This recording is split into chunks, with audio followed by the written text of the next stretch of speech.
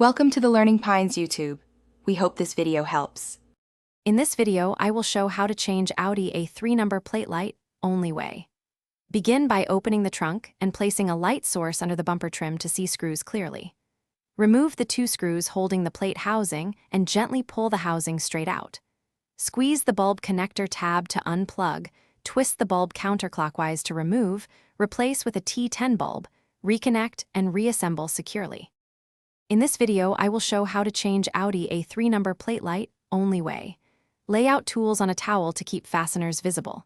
Pop the trunk and bend down to access the plate housing area with a flashlight. Remove screws carefully with a Phillips driver and support the housing as you pull it free. Handle the connector gently, replace the bulb, test the light, and refit screws until snug but not over-tightened. In this video, I will show how to change Audi A3 number plate light only way. With the housing free, pull it straight out a few inches to access the bulb and connector easily.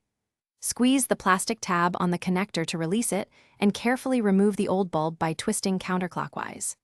Insert the new bulb, reconnect, test the light operation, and fully seat the housing before tightening screws to complete the repair with confidence. Thanks for watching.